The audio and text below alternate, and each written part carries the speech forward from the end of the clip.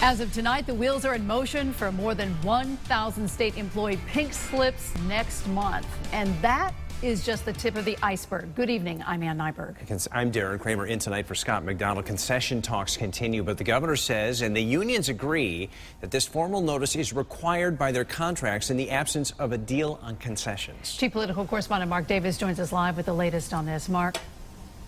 Hi, Ann and Darren. Good evening, everyone from the Hartford newsroom. This is the exact same timing that the governor and the unions went through last year at this time, you'll recall, which resulted in about 2,000 state employees losing their jobs so that state government could balance the books.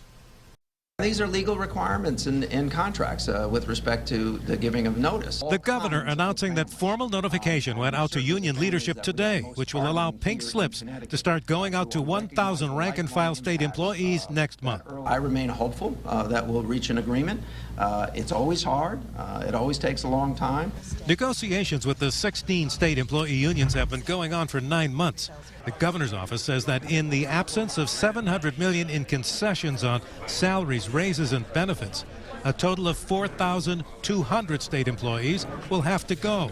This would be in addition to the approximately 2,000 that lost their jobs last year and the major concessions in 2009 and 2011. State employees have given back $1 billion, and so, they've been through this before, and we just need to let it play its out.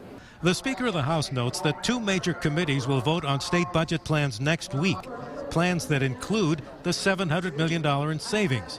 He said back in February that 4,200 layoffs would be unacceptable. We've assumed those numbers into the budget. If for some reasons they don't come to fruition, we'll come back and act accordingly. On their internal website statement to members, one of the unions says, quote, the possibility of further job cuts adds urgency to collective efforts to demand better choices than failed policies that have negatively impacted Connecticut's quality of life.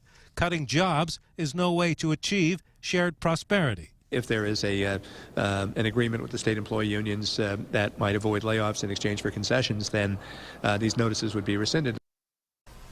Now, the unions continue to push for tax hikes on business and high-income earners, 2 things that the governor has ruled out, but some state lawmakers have not. Live from the Hartford newsroom, Mark Davis, News 8.